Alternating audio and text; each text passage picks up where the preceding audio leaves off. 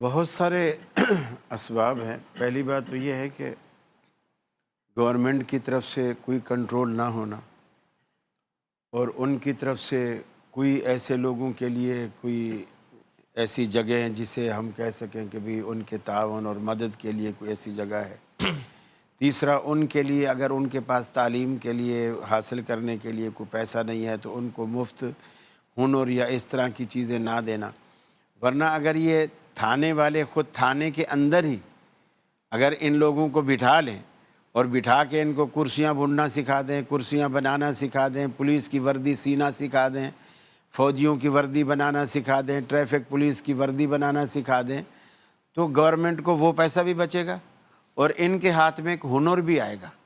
اور پھر جب وہ فارغ ہوں وہاں سے سیکھ کے کامیاب ہوں تو ایسے مخیر حضرات بھی بہت سارے مل جائیں گے جو ان کو ایک سلائی مشین بھی دلا دے گا، کوئی ان کو ایک ٹیبل بھی دلا دے گا، ایک کرسی بھی دلا دے گا، وہ کہیں بیٹھ کر بھی یہ کام اپنا کرتے رہیں گے۔ تو چونکہ گورنمنٹ، میں یہ سمجھتا ہوں اوپر سے نیچے تک آوے کا آوا بھکاری ہے۔ فرق صرف اتنا ہے کہ کوئی 100 روپیہ مانگتا ہے، کوئی 500 مانگتا ہے، کوئی کروڑوں میں مانگتا ہے۔ جیسے ایک صاحب بیٹھے مسجد میں دعا مانگ رہے تھے کہ یا اللہ 500 کی ضرورت ہے مجھے، نہیں وہ زیادہ مانگ رہے تھے، یا اللہ مجھے 5 لاکھ روپے کی ضرورت ہے، مجھے پیسے دے دے۔ اس کے برابر میں ایک صاحب آ کے بیٹھ کے، یا اللہ مجھے تو صرف 50 روپے کی ضرورت ہے، مجھے دے دے۔ وہ جو 5 لاکھ مانگ رہا تھا نا، اسے جلدی سے 50 روپے جیب سے نکالے اور اس کے ہاتھ میں ڈالے، بھائی جا دفعہ وہ مارکیٹ خراب نہ کر تو میری مارکیٹ خراب نہ کر۔ تو معاملہ یہ ہے کہ ہم اوپر سے نیچے تک جب سارے اسی کام میں لگے ہوئے ہیں، سارے مانگنے والے، تو روکے کون؟ یعنی ہر شخص داغدار ہے، ہر شخص کا دامن داغدار ہے، روکے کون؟ مانگنے کا سٹائل الگ ہے، مانگنے کا طریقہ الگ ہے۔ میں بھی آتے ہوئے ایک راستے میں ویڈیو دیکھ رہا تھا، کلپ تھا ایک چھوٹا سا، میں نے آپ کو بھی سینڈ کیا، آپ نے شاید نہیں دیکھا۔ وہ اوپر اس کی ہیڈنگ ہے کہ ڈیوٹی ٹائم ختم، ڈیوٹی ٹائم ختم، اور نیچے جو چھوٹی سی ایک ویڈیو ڈالی ہوئی وہ یہ ہے کہ ایک فیملی ہے، پوری بچے ہیں، اس کی بیوی ہے، اور ایک آدمی ہے جو فقیروں کے لباس میں ہے اور زمین پر گھسک کے چل رہا ہے، جیسے اس سے چلا نہیں جاتا، اور وہ چلتے چلتے چلتے، یعنی اب شام ہو گئی ہے، ڈیوٹی ٹائم اس کا ختم ہو رہا ہے۔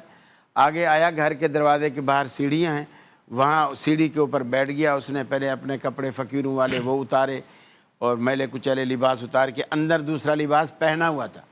وہ جب صحیح لباس باہر نکل آیا، ایک چادر کندھے پہ ڈالا، سیدھا کھڑا ہوا اور فیملی کو ساتھ لیا اور چلا گیا۔ اب یہ معاشرے کے وہ لوگ ہیں جن کو لوگ جا کر کے بھیک دیتے ہیں۔ ہمیں اس کی شریعت کہتی ہے کہ حوصلہ شکنی کرو، حوصلہ افزائی نہیں کرو۔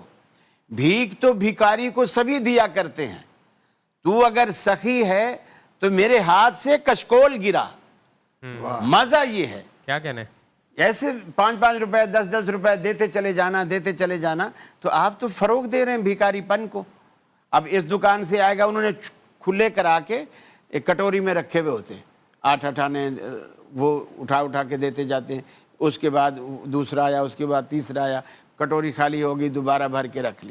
تو ظاہر بات ہے جب اب ہر بندہ اس کو 8 آنے 1 روپیہ دے گا تو وہ کیا کرے گا؟ تو آپ کسی کو دیں بھی اس قدر۔ اب دیکھیں عمر بن عبدالعزیز رحمہ اللہ کا دور ہے، لوگ اس قدر اللہ تعالیٰ نے بھی برکت دے دی، جب ان کو آ کر کے اطلاع دی کہ امیر المومنین ہم زکوٰۃ لے کر نکلتے ہیں، جس کو پچھلے سال دی تھی اس کا دروازہ کھٹکاتے ہیں تو وہ کہتا ہے کہ اس سال تو میں نے خود نکالی ہے۔ حضرت عمر بن عبدالعزیز رو کر سجدے میں گر پڑے، یا اللہ کہیں تو ہم سے ناراض تو نہیں ہو گیا کہ ہماری نیکیوں کا بدلہ تو ہمیں دنیا میں ہی دینے لگ گیا ہے؟ اتنی برکت کہ آخرت میں ہمارے لیے کچھ بھی نہ ہو۔